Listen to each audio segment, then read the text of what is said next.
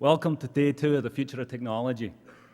I'm John Marshall. I'm an assistant professor in the School of Art and Design and the assistant professor of architecture in the Taubman College of Architecture and Urban Planning. I'm also a maker, a writer, and a curator. Today we have 2 topics, smart technology and the nature of technology. I've asked all the speakers to speculate on the future of technology as they see it. Between the topics, we have made time for conversations with the speakers. These are not intended to repeat or synthesize the presentations, but to think out loud about the future of technology. I hope it's obvious from my first slide that there's a lot at stake. Future of technology gives us an opportunity to conjoin 2 things, the future of technology itself and the future of humanity. The operative term in this provocative statement is we. I could say, to get the day started with a joke perhaps, that human beings are the most threatening things to planets. Think what a group of astronomers and scientists did to Pluto recently. Okay, so an alternative name for our species is Homo Faber, or Faber. That's F-A-B-E-R, not F-A-B-B-E-R. That's man the maker, as opposed to Homo sapiens, man the wise. Appius Claudius Caecus made this statement first, and this was later reiterated by Hannah Arendt. Perhaps it's more appropriate to say that we make a mess, we make a mistake, and we make stuff. So what is at stake at the future of technology is us. Not only in terms of societal collapse, but also in terms of what we are. Perhaps biotechnology and the resulting engineered conversion of humanity and technology is possibly the most pressing topic to be debated. However, I am Homo Faber, a maker of things, so I'll leave that to others. Perhaps you can Google Joan Enriquez on YouTube. So as a provocation to today's speakers, I'd like to propose 2 thoughts. Sometimes it is smartest to not do something simply because we can. And perhaps it is the defining characteristic of human nature that we use technologies. Inevitably, it is human values and desires that will shape the future of technology. This may seem overly simple, but to quote Alphonse Bertillon, the founder of forensic science, you only look at what you want to see. What are we as a species looking at, and what are we not?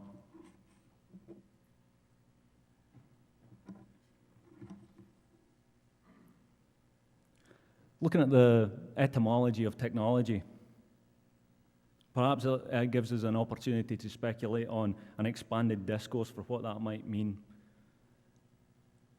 Basically, within the definition, as I found it on the internet, we see that the root comes from a carpenter or perhaps a weaver.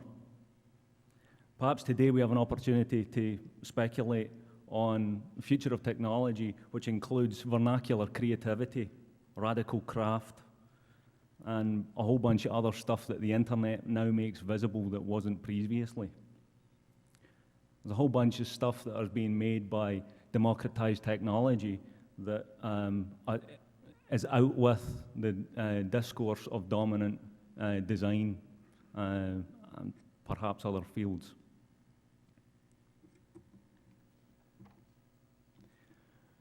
Also, perhaps this is a matter of ontology. We should ask what something is and what values brought it into being, rather than how it was made. This is something I like to term the wow of the how.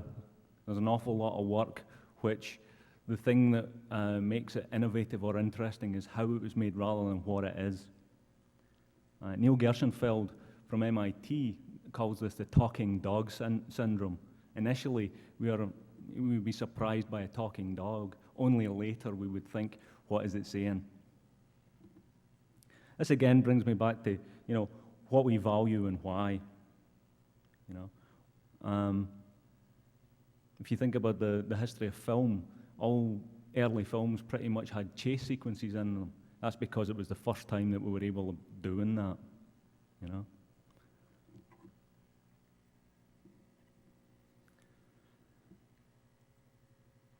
Obviously, within technology, there's also the issue of tools and skills. On one hand, these are just that. However, there's a reciprocal relationship between tools and skills, people and things. I spent 5 years working in industry. Initially, I was using the tools that are on, let me get this right, left, right. Having worked for a while, you know, using hand tools, it struck me that engineering data already existed. So I petitioned my employers to invest in rapid prototyping technology. They did so eventually. Within the first year of buying an SLA machine, a stereolithography apparatus, the company I was working for went from 12 new products a year to 36 new products a year. The machine paid for itself in 3 months. Pretty much at that point, as a fairly low-level employee, I had a blank check. For someone who originally studied sculpture, this was a bit of a revelation, that my haptic skills, my use of tools, you know, could somehow allow me to make a contribution in something that, you know, on paper anyway, was out with my realm. So, got to ask ourselves again, you know, what do we value and why? And what is it about the new? You know, and how does the new displace the old? So perhaps this is a way to look at this, maybe an overly academic way to look at it.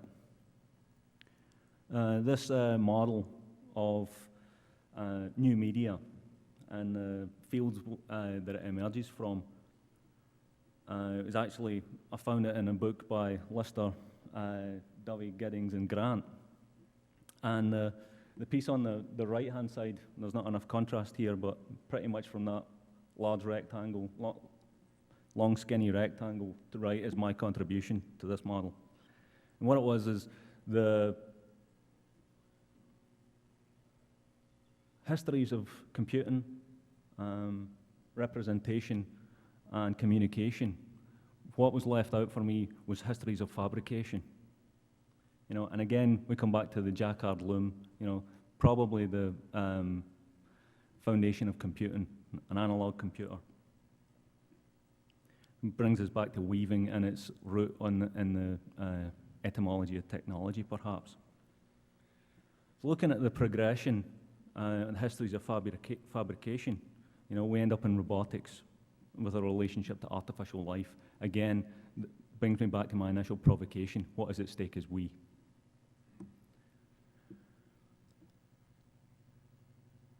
Each new technology remediates all those. This was Marshall McLuhan. Bolter and Grusin, you know, built upon this idea of remediation. You know, for an example, we have a spline, something that most designers today would be familiar with. However, it's less commonly known that a spline was originally a thin batten of wood, which was held down with some lead weights, and this was used in boat building, you know, so that you could throw a fair curve.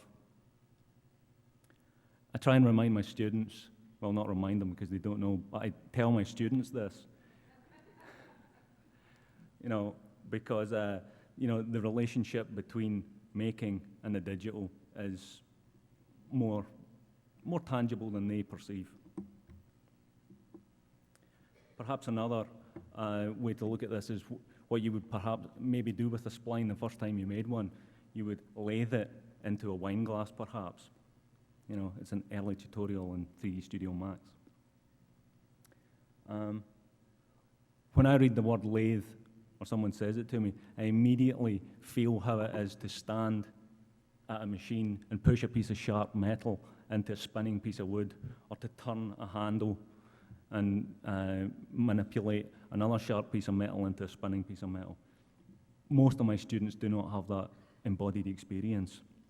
I think it's important to realize the relationship between making and the digital.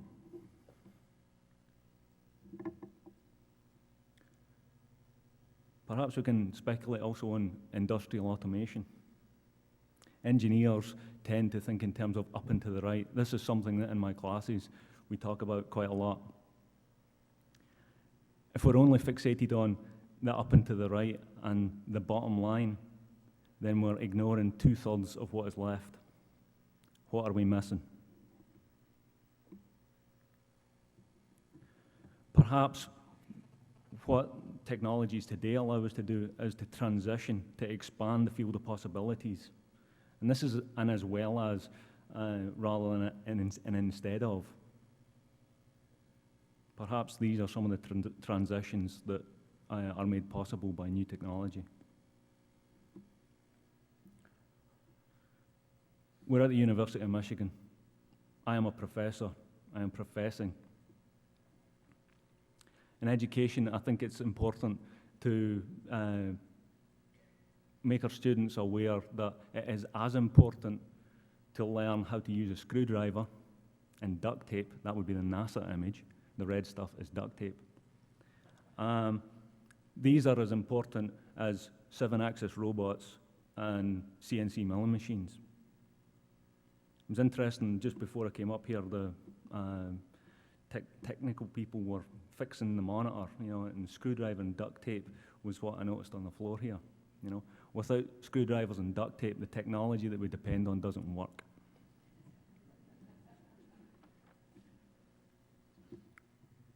Which leads me to another speculation on education.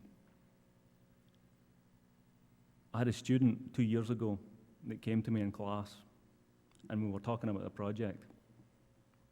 And this student was asking, how do I do this, how do I do that? I said, well, you just get a screwdriver and you screw it. And he said, well, what do you mean? I said, well, you just get a screwdriver and you screw it together. And then it dawned on me that this student did not know what a screwdriver was. I do not recognize that planet. This scares me.